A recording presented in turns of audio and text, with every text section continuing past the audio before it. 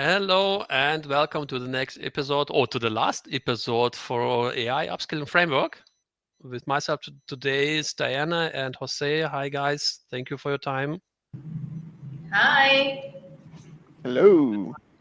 Thank you for your time. Thanks for having So, us. Likewise. sure. We will talk today about the last level. So today will be deeply specialization for all technical specialists and all roles, including, of course, DevOps, ML researchers, cybersecurity, data scientists, and so on. So last but not least, at the end, we will do something on calling on AI ops or Gen AI ops, what I like also from this perspective. But to summarize this one, we will do this from understanding. So it was the first one, the first level on applying. So something for all professionals and building for devs and low-code, no-code people, and also from training. And yeah, let's do it. Now, we have done, or we have spoken about this one already. That is GenAI use case scenarios, what Harvard Business Review have done for us. And you see that in this year, 2025, we use GenAI more from a production perspective. For example, for enhanced learning, it moved to the fourth. For improving code, it moved to the eighth. And also for generating code, it moves to the fifth position. And something like personalized learning, perhaps, or also like some fun stuff that are moving back. What we have done on all levels before, we discussed this kind of copilots, for example, out of the box Gen AI, where you're putting the license there and are ready to go to use the services that Microsoft provides for us. Low-code, no-code platform for Copilot Studio. You will see all of this free today also.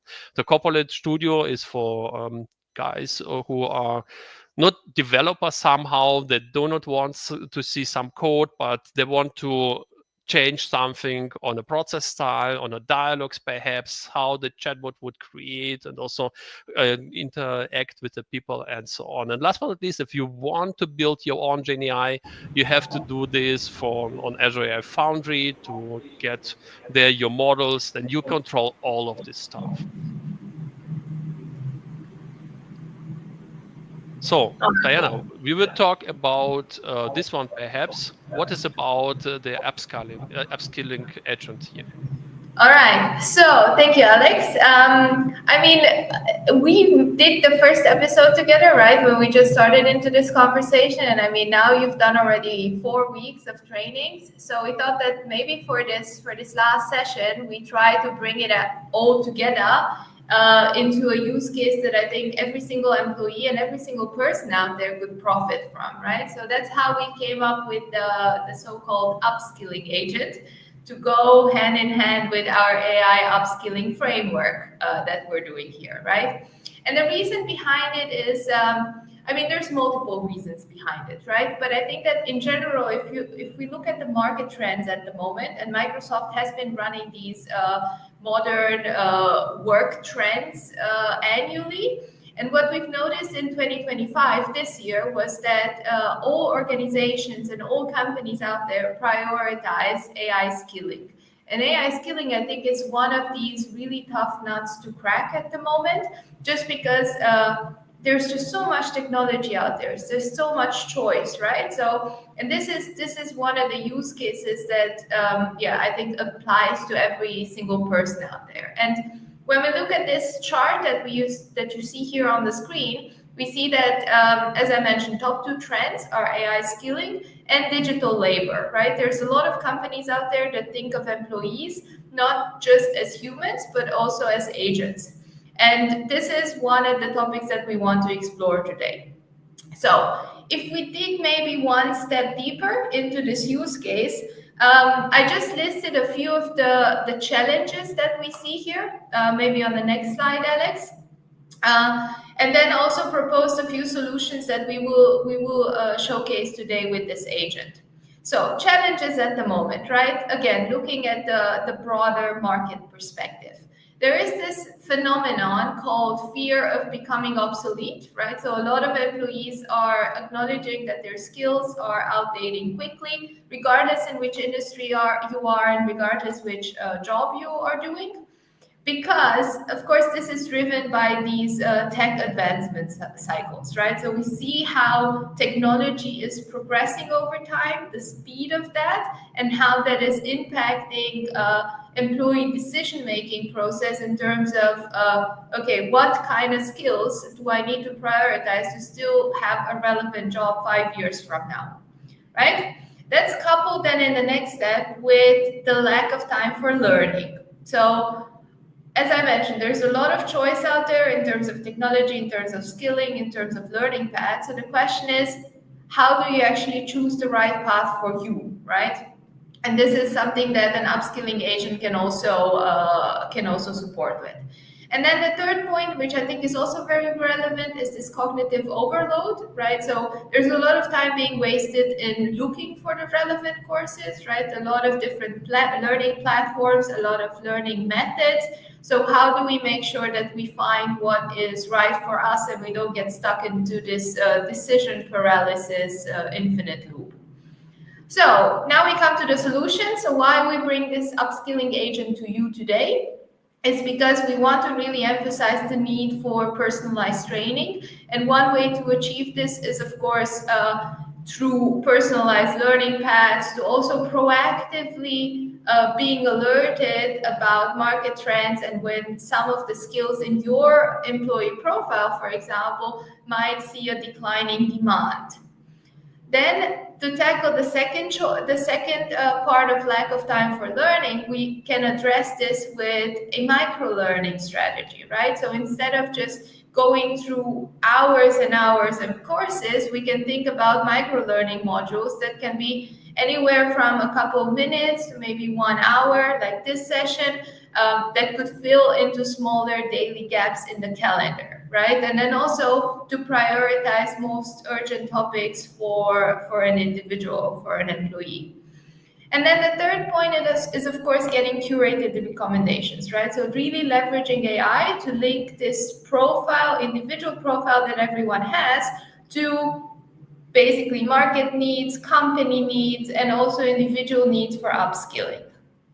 And this is exactly why, as I mentioned, we will tackle this upskilling agent. And now moving back into the technology space, maybe let's have a look together on how we do this. And maybe you remember this from the first session we had together. In general, on a very big picture level, we have 3 different deployment options, right? At least Microsoft covers the entire range from no code. That's where we talk about out-of-the-box solutions with Microsoft Copilot. For example, M365 Copilot in Outlook that helps summarize mails or helps understand documents in mails that Alex and Jose will demonstrate. Then going into a bit more low-code area, into the Microsoft Copilot Studio, in which we still have out-of-the-box, easy-to-tackle solutions, however, with a bit more degree of personalization. And then if you want to go all the way into Pro Code, then of course we are in the Azure AI Foundry, in which we can build custom, unique solutions that tackle unique enterprise data, and so on. So a bit more advanced in terms of skills and in terms of time and capabilities. And these are exactly the 3 deployment options that now Alex will demonstrate for this upskilling agent. So I think with that, Alex, I will hand over to you and walk us through these 3 demos. Let's do this one. So thank you very much, Diana.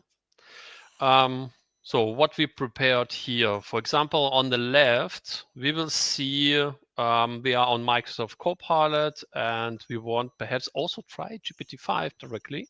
So I'm doing this one with Jose somehow.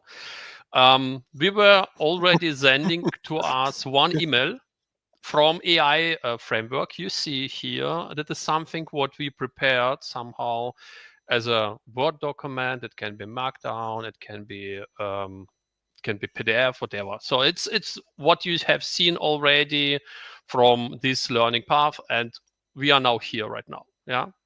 So that is something from the blog, from Microsoft, from LinkedIn, not from Microsoft. I'm sorry for this one. And we just Well, gave it's this basically one Microsoft, as right? a email. Yeah, but I wanted to mention LinkedIn Learning because they did this one already, of course. So we get this one per email or via email, and the Copilot, and also get this as something what we can do right now. Is there something on?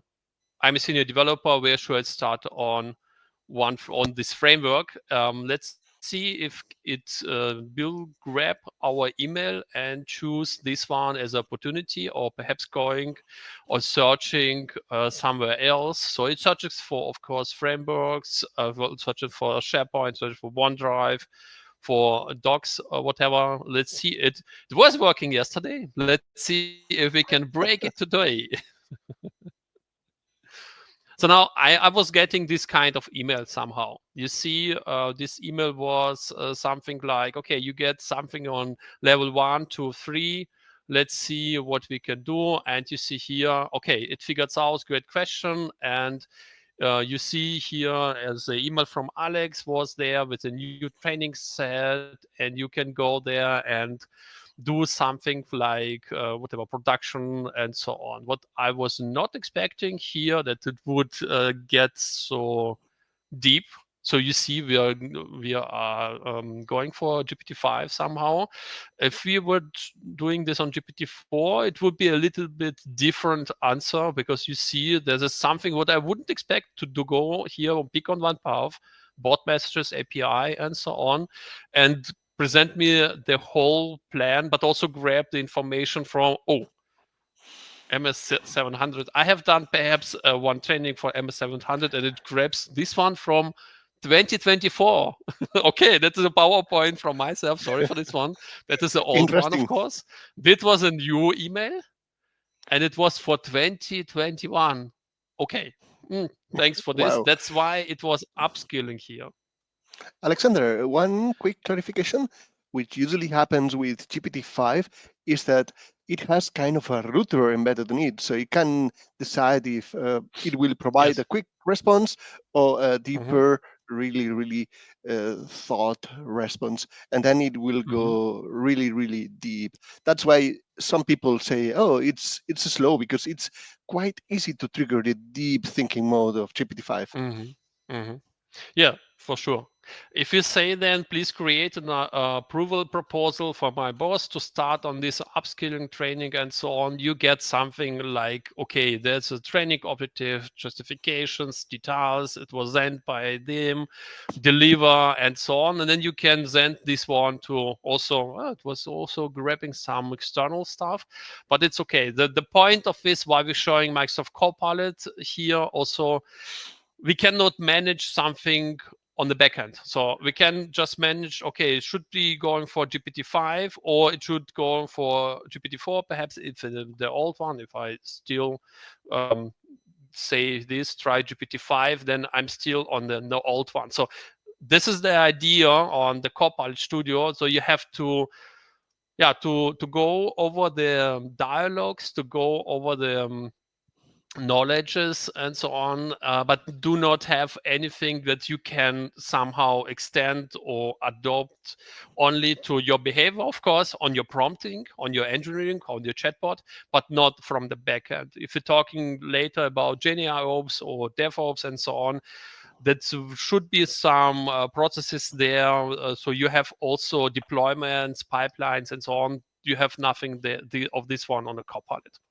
So, Jose, if we are talking about Copilot Studio, we created this one already because it would Mhm. last it would be going too far to create it on Scratch. But you can imagine you're going for agents, say create, then it would be creating for you, and then you can One grab. thing maybe we should explain. Sure. We did that in a previous session, but I'm not sure that everybody which is on here listening to us now has been on the previous sessions where we explain about what is Copilot Studio. So Copilot Studio is part of the Oh. Power Platform. right? Which Great. is Mm-hmm. a low code option to create and orchestrate agents, not just one agent, but different agents, right? And it's completely integrated with everything Microsoft, everything you can put in your company, like, for Mm-hmm. example, SharePoint, Outlook, Teams, and way more. Mm-hmm. We Microsoft calls it the Dataverse, which is you can create applications. Copilot Studio agent created here can also work inside an application or with anything in there, and it's quite a complete solution for company and professional working. Alexander, would you add something there? No, that's great. That was the great insights from the Copilot Studio. Thank you very much. Okay. Um, when you create this one, of course, you can choose the model there, but you have to also provide the knowledge. Perhaps it can go online. It can also, in our case, we added some files, so we want them to create. And let's see how does it works here. Um, Now we are on a site where we just manage somehow also the topics. So the searching, the search for the knowledge, of course. If I'm talking about the framework, okay, we have some two documents where we can find something. You see the response here and so on. So we have related resources, and then it starts on writing Uh, somehow. mhm. Also, we can It's choose it's different starting models. slowly, but I think it was on. No, that is the fourth one. I think that's what Okay. we will see if we can choose there over the time right now. But you see, okay, if you want as a senior developers, what is there, what you also to create this proposal somehow, and then we change also the say what we also worked on this one. We wanted to show, but unfortunately, it is not available on this environment right now. Is when we are going to speak about the backend somehow right now in a moment. So you Hmm. see, okay, approval proposal for skill training and so on. So you see, okay, we have done this one on our knowledge, and it is somehow creating us the information what we can do, and it's somehow not that not this quick on writing somehow, but I think it's a lack on my system right now because it's somehow not very fast here on creating. Or Hmm. perhaps I have also Foundry services, chatbot, and so on in one tab open, in our one tab opened here. That's why it's lagged a little bit. I Let's guess see it's what most. is behind this one. So I can see it's not over, I think, but let's see. What we wanted also to show for you, Copilot Studio, the integration on GenAI, you will find here, select of your agent model, and then since few days, you see here um, that you have the choice for GPT-4, but also to create here um, one with GPT-5 Auto or GPT-5 Reasoning. If we save this one, also what I wanted to show, but it's not available somehow in this environment, there would be another option if this is a preview environment, should be there in this test tenant somehow, but you can grab also here another option on bring your own model from Azure Foundry. That was the idea we wanted also to bring to you. Then you have your model somehow, and the model we will talk about this on Azure Foundry in a moment. Then you can also grab the model there and propose everything you wanted here from the top. So if I going back, you will see somehow a little bit on difference when we're starting this one more time um, on the AI upskilling agent. if it's opened right now. I was also discussing this one with Diana today in the morning, that you can also not only doing this on their knowledge you provided, but also you see here some tools, and then you can connect here external tools and also grab here some external connections. So like if you want to add something new to this, you will see here a lot of information like an Outlook, like Teams, like SharePoint, whatever planner that is featured. But if I click on all, you should see a lot of connectors you can use there. So maybe Okay. just to add two things here before we move on to Foundry. So why I think that Sure. Copilot Studio is such a powerful tool at the moment is because, as you've seen, it's not just about how easy it is to create this agent, right? It's also about how easy it is to maintain it, because Hmm. everything is just click through, so to say. There's no code necessary, right? So if you want to, for example, bring a connector into Microsoft Teams and, I don't know, generate an email response that you can then approve, you can Hmm. do that in Teams, right? Hmm. Because we have the Outlook connector, we have the Teams connector, and everything can be configured with 2 clicks in Copilot Studio. Sure. So I think this is an important consideration, especially if we're thinking about solutions in companies that are not very strong in IT and AI skills, right? Because this is a manageable and maintainable solution. Hmm. And the second thing that I wanted to add, and I think that's also interesting, is the capability of limiting the knowledge base, right? So as you demonstrated in the M365 chat, you gave basically the documents, but when you prompted the question, it also fetched some email from 2024, right? And here in Copilot Studio, you can limit that context a bit better in the Hmm. sense that you upload the documents in the knowledge base, right? And then the agent only refers to those two documents without anything else, right? Unless you configure it. So it's a bit more customization potential and it's a bit more control potential. And I think that especially in an organizational setup, that those are important considerations when building AI solutions. Hmm. You can, to add on that, you can also create topics and workflows inside the topics. So the Gen AI can use these logic that you can define by dragging and dropping a very nice workflow. So yeah, exactly there. So for example, if you go to the system one, for example, Hmm. there is a, we can create a conversation.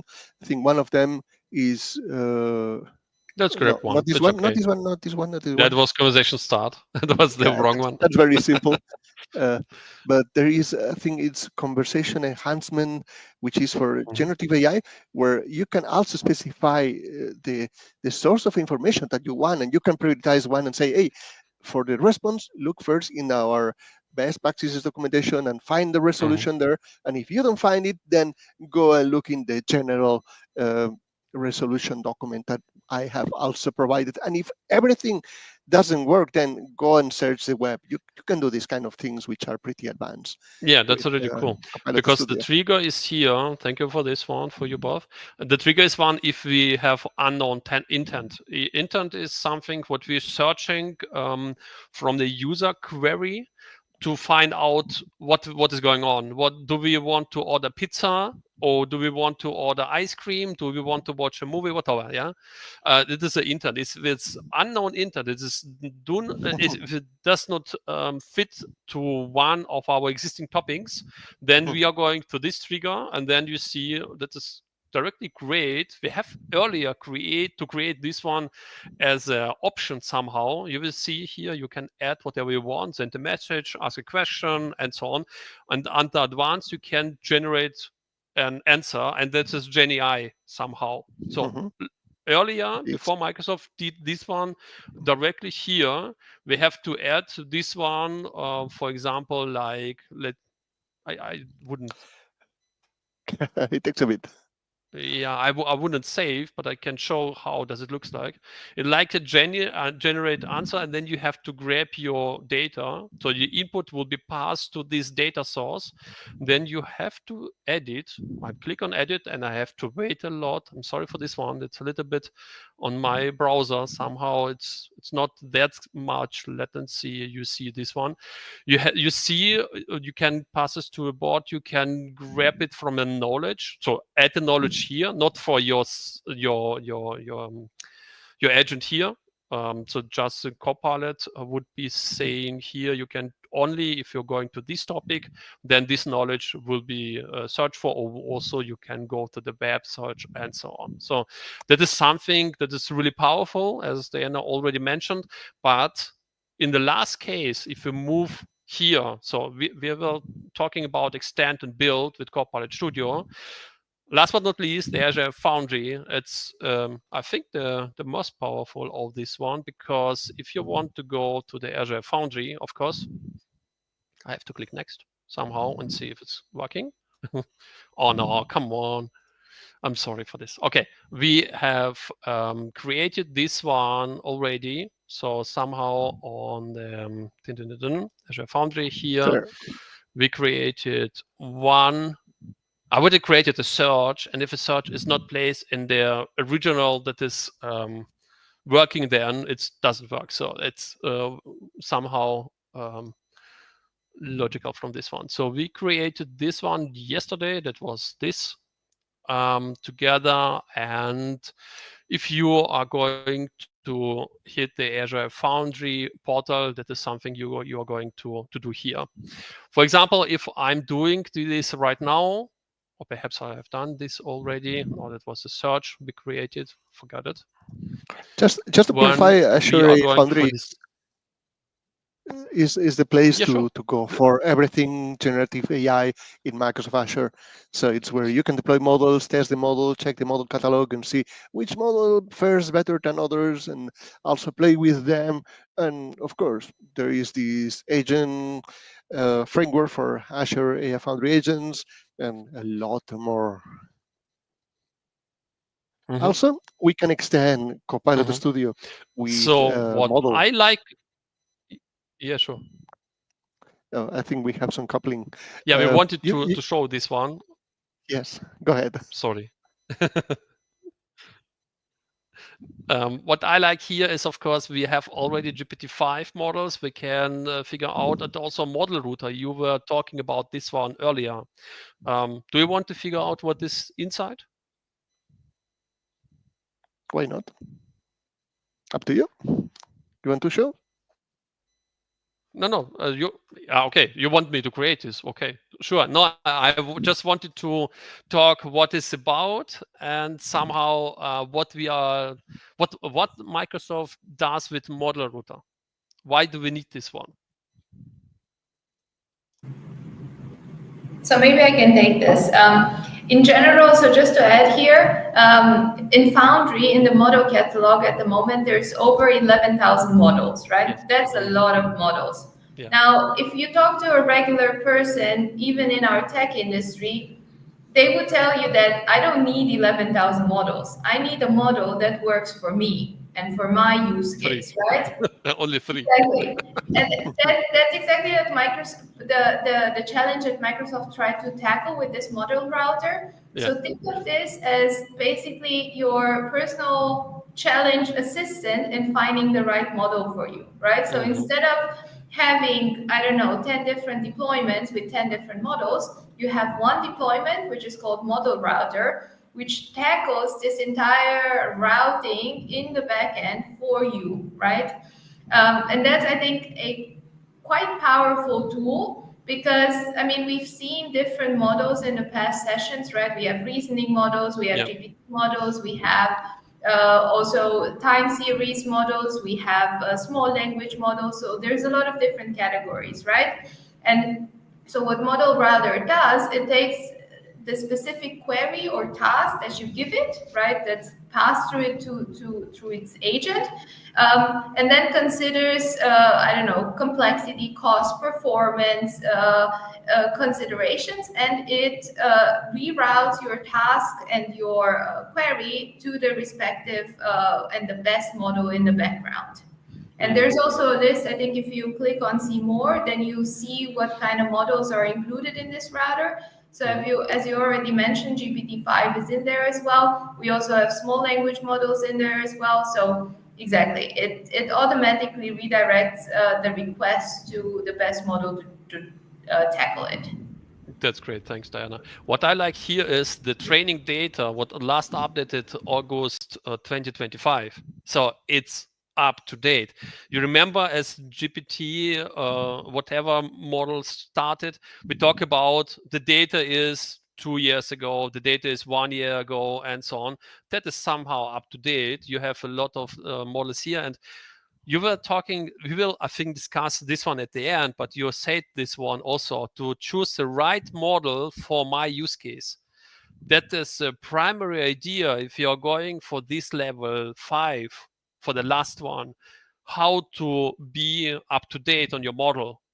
That's completely a data science or whatever. You can write a lot of essays about this one, because it's in production. You struggle a lot how to change the model, and here the Microsoft will change the model for you, except on your use case, except on your query somehow. So it does not change the model, it does the routing through the models somehow. So but I think we are on time perhaps to go and discuss the components, and going for Diana. Yeah, thank you. All right, so just to quickly wrap up what we've shown so far, right? So we started with just setting the scene and tackling this example use case of the upskilling agent, and then we went through different technology stacks to showcase how this upskilling agent can be built, right? From an N365 chat in which you just prompt a question and then you get a text back with different sources and so on. Then we went into Copilot Studio, in which you have a bit more flexibility in terms of limiting this context and also orchestrating your agent, especially relevant if we talk about multi-agentic systems that are now coming up.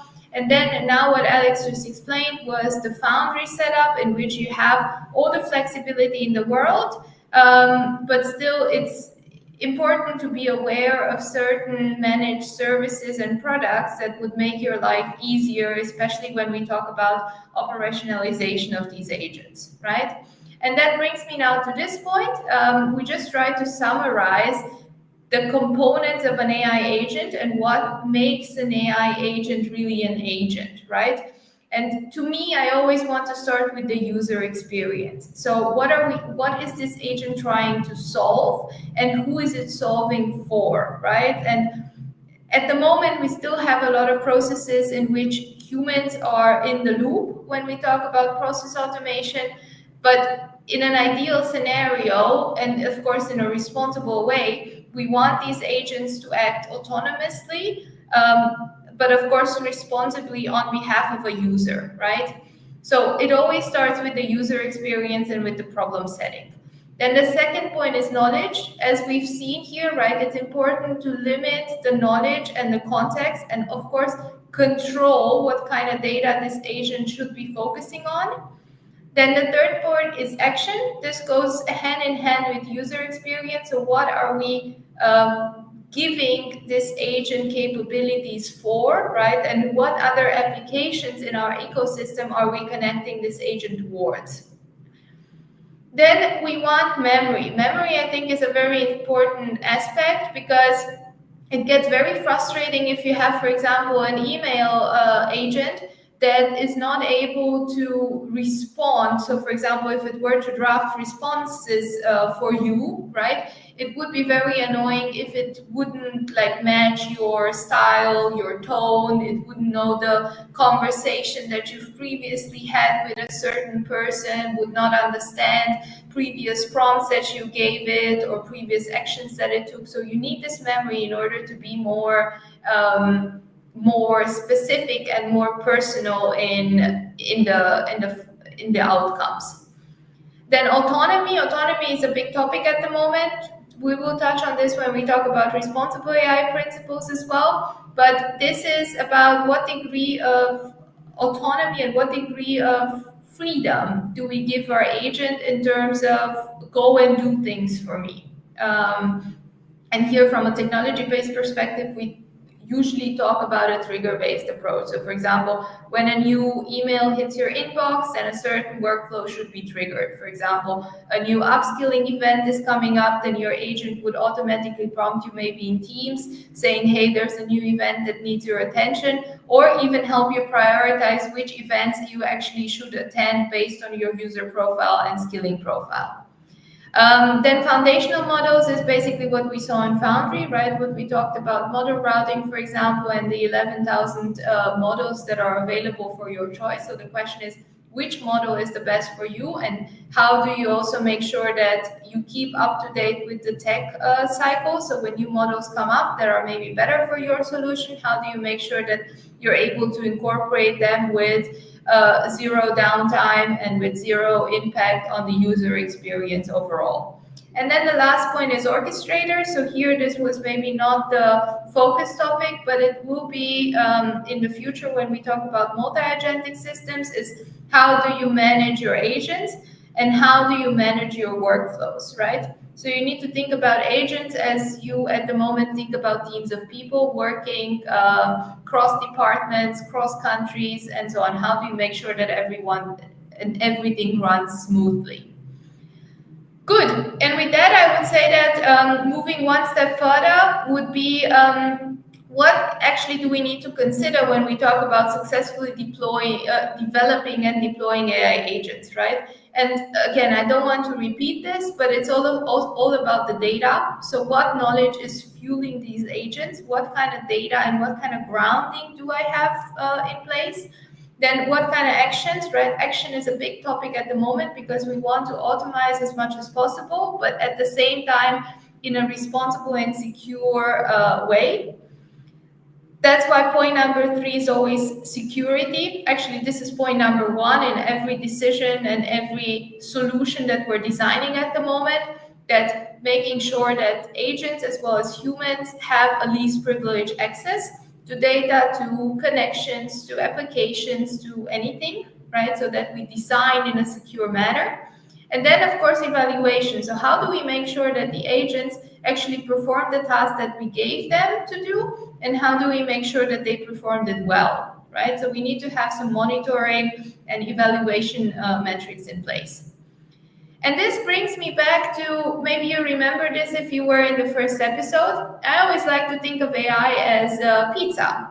So as I mentioned, we talked about 3 different technology stacks and 3 different ways to build AI, right? If we think about out of the box, that's basically going to a grocery store and picking up a pizza right out of the freezer, which is ready to heat or ready to eat, right? So you don't really need to do much to it. Then if we talk about Copilot Studio, you basically would buy your pizza dough and then throw in your ingredients, as in data, control, system message, prompts, content, and so on to it. So bought but customized. And then if we think about Foundry, then we go the full-on Italian way where we build the pizza from scratch, right? Why am I saying this? This is because now coming into governance, right? How do we build on this anecdote of pizza?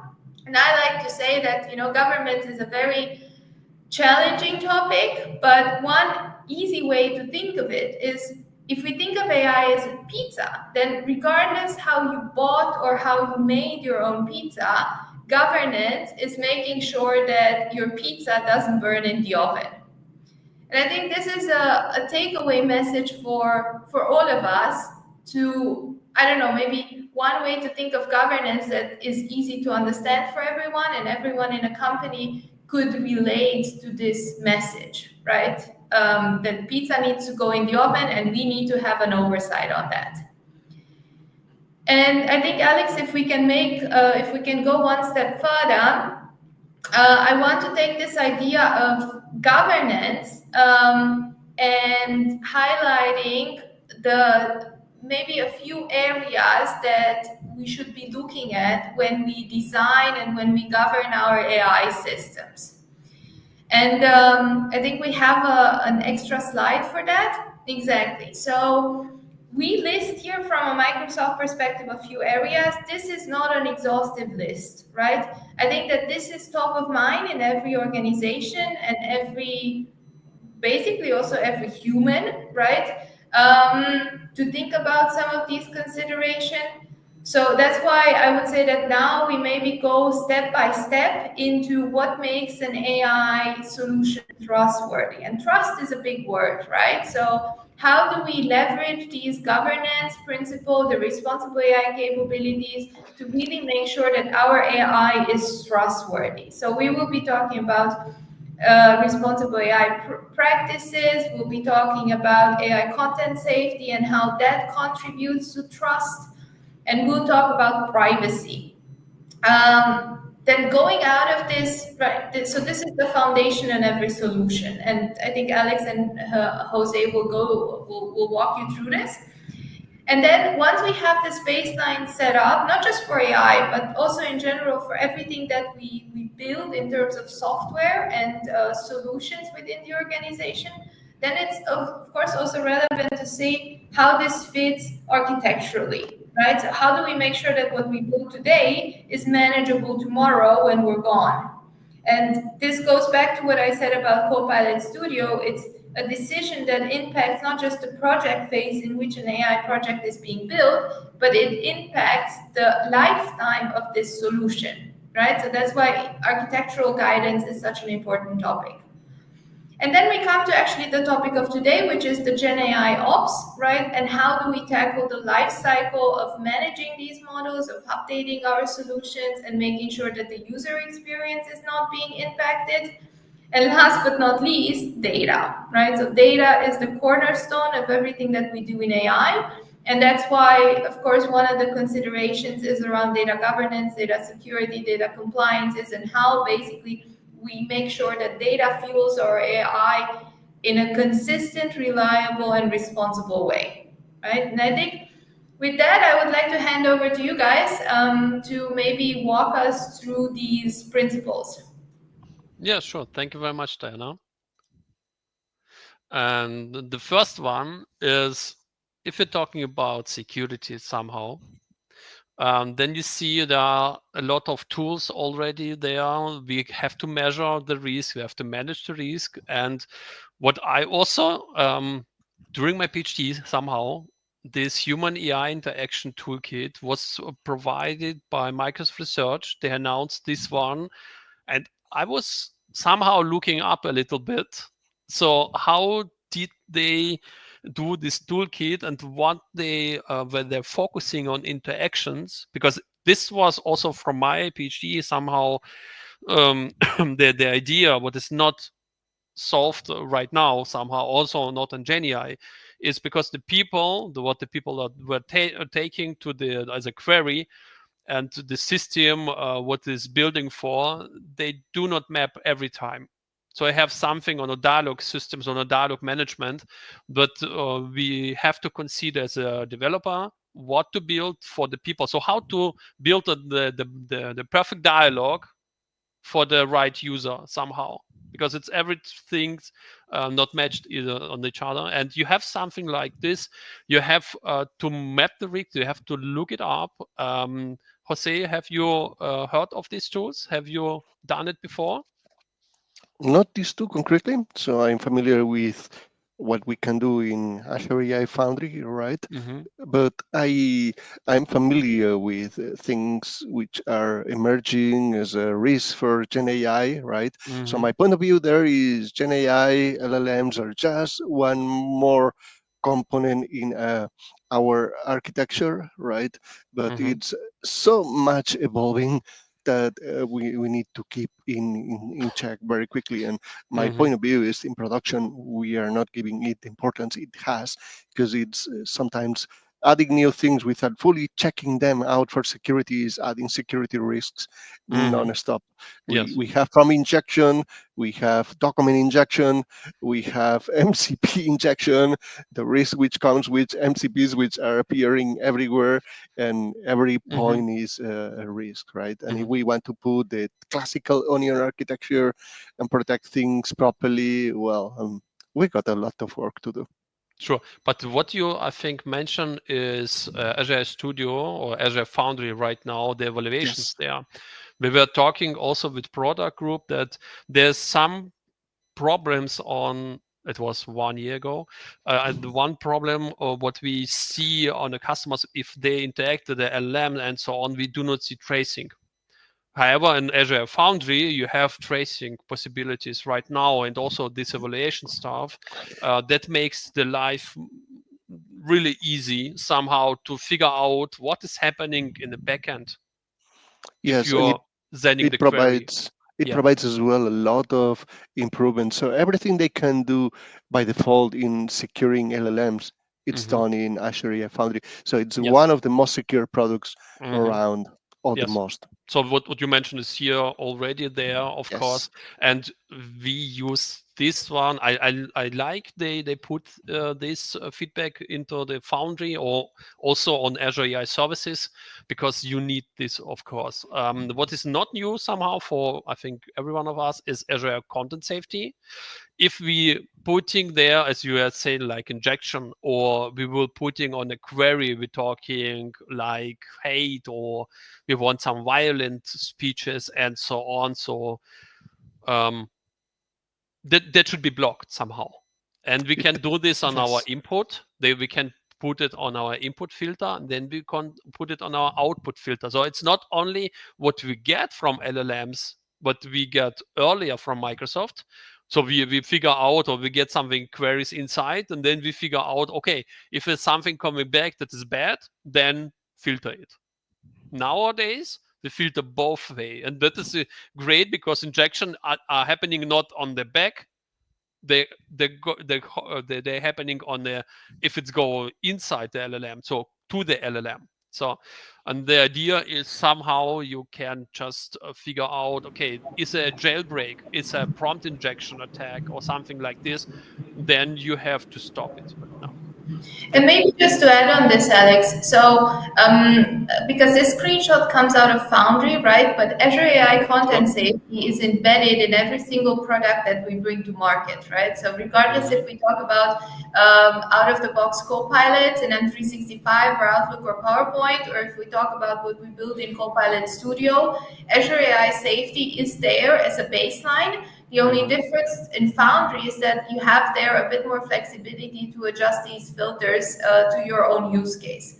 And a typical example there is comes out of gaming, right? So games, computer games are known to be a bit more violent than the regular day-to-day conversations, right? So when we build AI, for example, in the gaming industry, then the need for adapting these content filters are a bit more customized and Hmm. higher than in a typical, I don't know, insurance Sure. claims use Yeah. case, right? So that's where I think Foundry has this edge if we really want to customize what we do in terms of content Hmm. safety. But otherwise, this is a product feature that is embedded in every single solution out there. Hmm. I think they started on Foundry because it was the first logical step somehow to say to secure this kind of LLMs from jailbreaking, and you going for queries and so on the filtering. But I think it's also logical for us that Microsoft also announced this kind of technology or features will be also on all the other software that we or services what we get from Microsoft. Okay, let's move on. It's okay for you. We will talk about data, definitely governance, security, privacy, and compliance. And of course, yes, you have seen we created also some Azure AI Search, some Foundry, and so on. But we created them all on the public network somehow. So we need to have this one also in our how does it call, landing zones, like subscriptions, data management zone, data landing zone 1, 2, and so on. They are connected, and then we figure out where the data is going to and where the data is coming from, somehow creating the data, going to do something on the services, store this one on Fabric or whatever services you want to figure out there.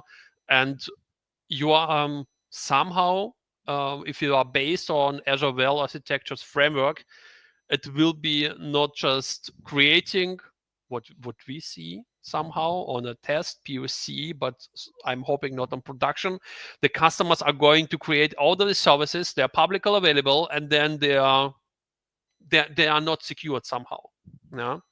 And you need to go for this one and see that the pipelines, also the tunnels are here, and you figure out who can access the data, where the data is there, and so on. Perhaps we move on because of the time. We have discover remediate risk from code to cloud. Of course, we can also redeploy here something to our um, to our existing environment somehow, but also do some remediate from risk. Some like we see this one from Microsoft Defender. You see this is Microsoft Defender for cloud. So we're talking about only Azure. There's also Microsoft Defender for Office 365 and cloud apps and so on. So we see this one on the customer side. Also, Defender is also for the identities. There'll be also one for how does it call, for the clients, Intune. I'm sorry for this one, but if we are talking only for the Azure, so we're talking about Microsoft Defender for cloud, then you see your VMs, you see your architecture infrastructure on Azure, and then you can figure out, as you see here, resource types, which kind of services are involved. Are they somewhere at risk or not? And I would like to add here, so this is not optional, right? I just want Yes, to set sure. that straight. It's not something that is nice to have. It's something that should be mandatory in every organization because security builds the baseline. This is not a feature of your solution. This is not something that, will increase user adoption immediately. However, if you do it properly, it will actually end up increasing user adoption because it builds trust. Yes. And trust is something that if you manage to not have it or break it at some point in time, it doesn't matter how flashy your solution is, nobody will use it because they don't trust it. That's Yeah. why this is really mandatory. Mhm. So what about the next step, architectural guidance? So we have, of course, something like, okay, we need to use some framework somehow, or perhaps also if you're doing POC, okay, you have to figure out how each services is working somehow. So you need to get a deep dive on each service. If it's Azure AI, Foundry, you need to figure out how does it works. But the possibilities there is to design reliable, secure, and high quality AI application. If you figure out, okay, one service is talking this way, then I need another service, and so on. And this is like a puzzle that needs to fit. So this was Diana was also already saying. If you do not trust this kind of service as a whole, it wouldn't work somehow.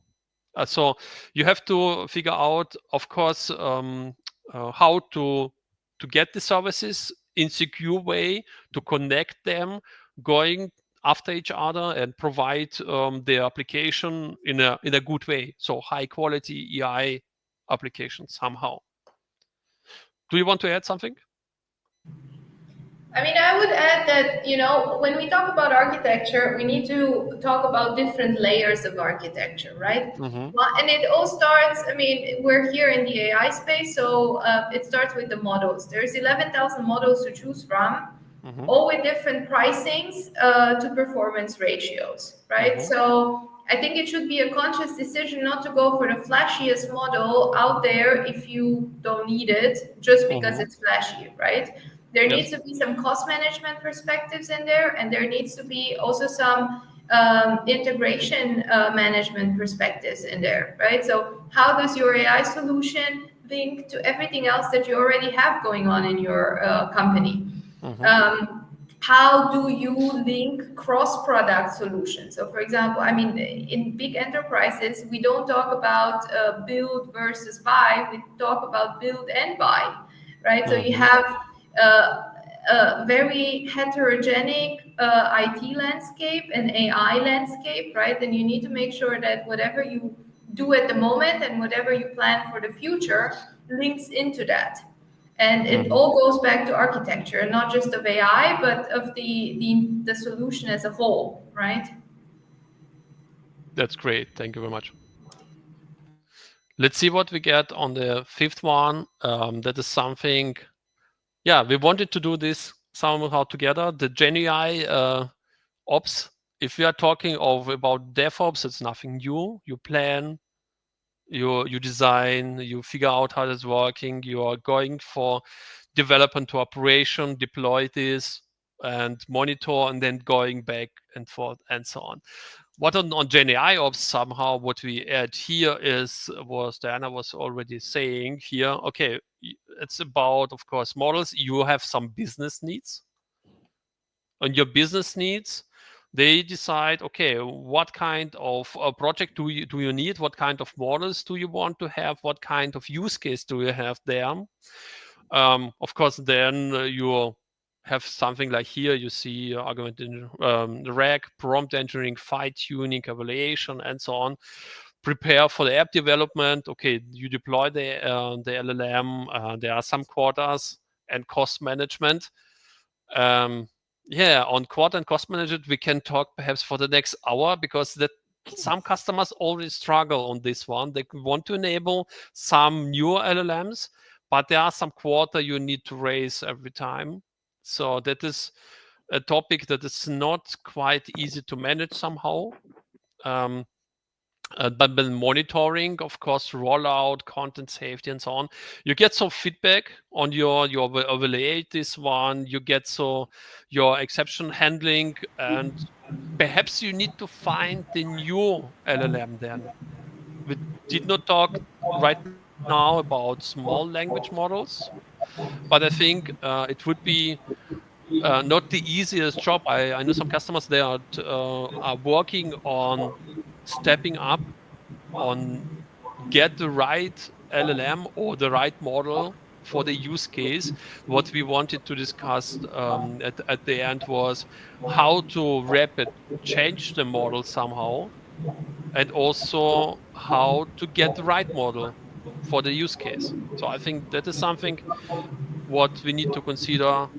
It's not as easy as we think. Yeah.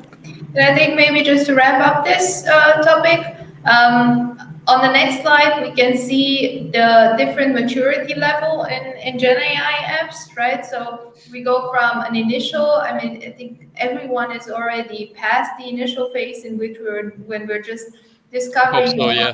testing some prompts, or I don't know, saying hello to GPT 3.5. That was a year ago. And Mhm. then I think a lot of organizations are moving now into a defined Gen AI strategy, at least. So, how do we tackle prompt engineering? How do we tackle RAG, right? That was, we hit peak RAG last year. So, I think Mhm. everyone has been there, done that. And now organizations are moving more into a managed. So, how do we Mhm. actually create AI workflows? How do we create a proactive monitoring, right? So, to get alerts of something going bad before it actually goes bad. How Mhm. do we tackle real time deployment? How do we tackle evaluations, right? So, that's a bit more of the advanced stage. And then Mhm. I think the North Star, where everyone wants to go, is more in an optimized and automatized state, right? In which you have this fully automated monitoring, in which you have AI that fixes itself, in which you have really a seamless CI/CD integration into your ecosystem, and in which basically your solution is operationalized, meaning it can be adopted at scale without crashing. That's, I think, the easiest way to describe this. And maybe one last message here. If you would like to check your maturity level at the moment, we will paste the link to this survey. So Microsoft developed a survey in which you can just answer a few short questions, and then you get a bit of guidance of where you stand at the moment and how you can improve to move up to the next stage. That's great. Thank you very much. I think we are on time, and that's it for today. So we want to thank you all to join us on this series from 1 to 5, and thanks Diana and Jose for joining us today. And it was a pleasure to have you here. Have a great summer break, and see you soon. Thank you. Bye. Thanks. Ciao. Thank you. Bye bye.